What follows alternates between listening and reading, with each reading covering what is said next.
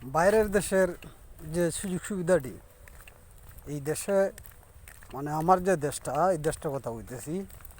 বাইরের দেশের সুযোগ সুবিধাটি আপনারা একটু কই শুনেন, তাহলে ভালো লাগবো। একটা ডিস্ট্রিক্ট থেকে যদি আরেক ডিস্ট্রিক্টে যাইতে হয়, আমরা বাসের লাগিয়ে মানে দাঁড়ায় থাকি বা টাকা পয়সার লাগে অনেক সময় যাইতে পারি না। কিন্তু বাইরের দেশে 3টা বাস আছে ফ্রি, এটা সরকারি বাবদে দেওয়া হয় 3টা বাস। একটা মনে করেন সকাল 6টায়, আরেকটা দুপুর 1টায়, আর একটা বিকাল 5টায়। এই যে কথাটি হইতেছি যে মূলত হইল গিয়া যারা টাকা পয়সা নাই এরা মনে করো যে ওই সুযোগটা মানে ব্যবহার করতে পারে। মানে এক জায়গায় যাইতো টাকা পয়সা লেগে যাইতে পারতেছে না। এটা মনে করে যে প্রতিটা কান্ট্রির মাঝে মানে মিডল ইস্টের মাঝে এই বাসগুলি আছে সরকার বলতে।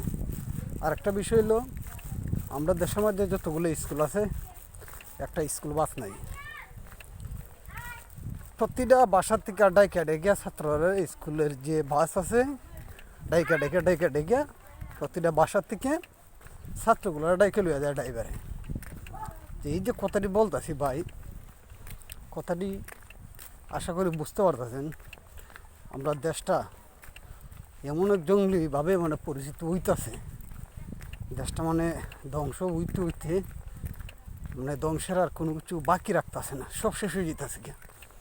তো একটা কথা কই, এমন এক সময় আইব মানে আপনি কি এক জায়গায় দাঁড়াইবেন, দাঁড়ায় যদি একটা সমালোচনা বা একটা গবেষণাই করেন বাইরের কান্ট্রিতে, আপনারা সিসি ছাড়া কিছুই দিবে না। তা আশা করি কথাটা বুঝতে পারছেন। সবার কাছে অনুরোধ হলো, এই যে জিনিসগুলো আমি বললাম এই জিনিসগুলো কিন্তু আমি আমার স্বার্থে লেগে বলছি না ভাই।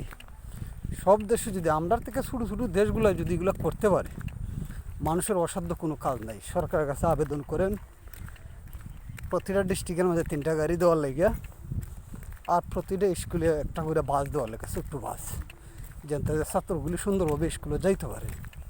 আশা করি বুঝছেন কথাটা। ভালো থাকবেন সবাই।